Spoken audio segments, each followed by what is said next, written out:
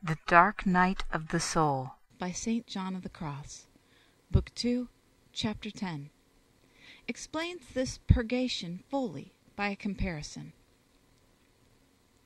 For the greater clearness of what has been said, and what is still to be said, it is well to observe at this point that this purgative and loving knowledge of or divine light, whereof we here speak, acts upon the soul which it is purging and preparing for perfect union with it, in the same way as fire acts upon a log of wood in order to transform it into itself. For material fire, acting upon wood, first of all begins to dry it, by driving out its moisture and causing it to shed the water which it contains within itself.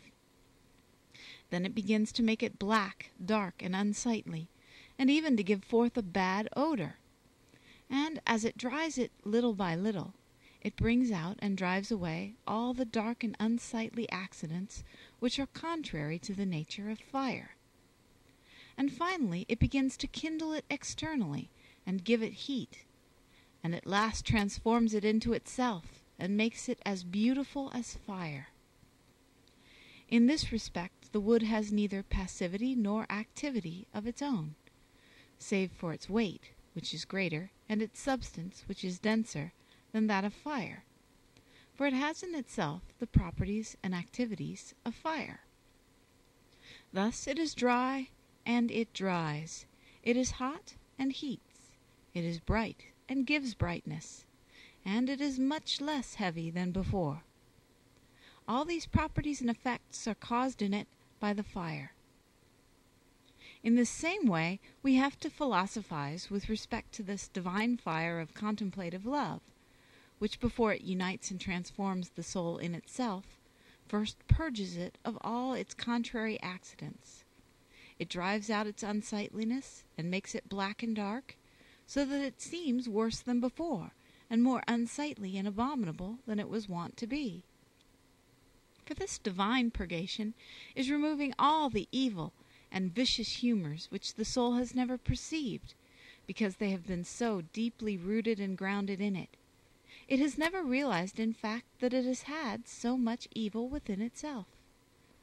But now that they are to be driven forth and annihilated, these humors reveal themselves, and become visible to the soul, because it is so brightly illumined by this dark light of divine contemplation, although it is no worse than before, either in itself or in relation to God.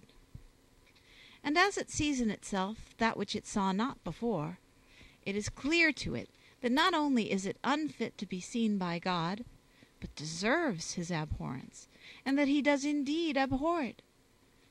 By this comparison, we can now understand many things concerning what we are saying and purpose to say.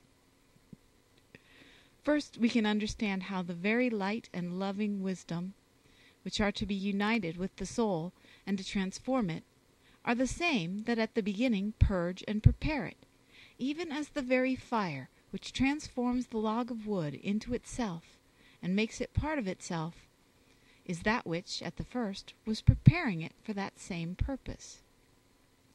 Secondly, we shall be able to see how these afflictions are not felt by the soul as coming from the said wisdom, since, as the wise man says, all good things together come to the soul with her. They are felt as coming from the weakness and imperfection which belong to the soul. Without such purgation, the soul cannot receive its divine light, sweetness, and delight, even as the log of wood, when the fire acts upon it, cannot immediately be transformed until it be made ready, wherefore the soul is greatly afflicted. This statement is fully supported by the preacher, where he describes all that he suffered in order that he might attain to union with wisdom and to the fruition of it, saying thus, "My soul hath wrestled with her, and my bowels were moved in acquiring her. Therefore it shall possess a good possession." Thirdly, we can here learn incidentally in what manner souls are afflicted in purgatory, for the fire would have no power over them, even though they came into contact with it, if they had no imperfections for which to suffer. These are the material upon which the fire of purgatory seizes.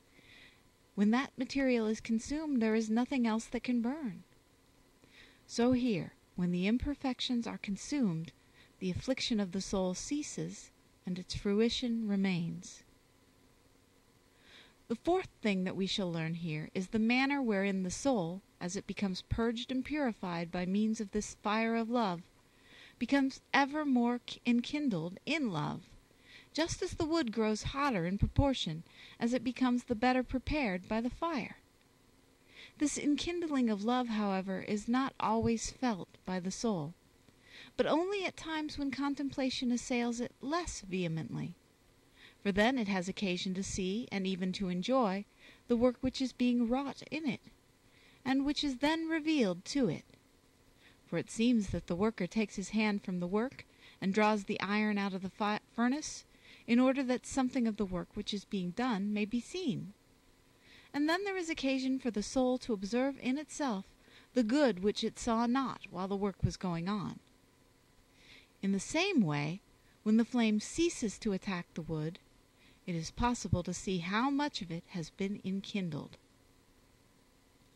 Fifthly, we shall also learn from this comparison what has been said above, namely, how true it is that after each of these periods of relief the soul suffers again, more intensely and more keenly than before.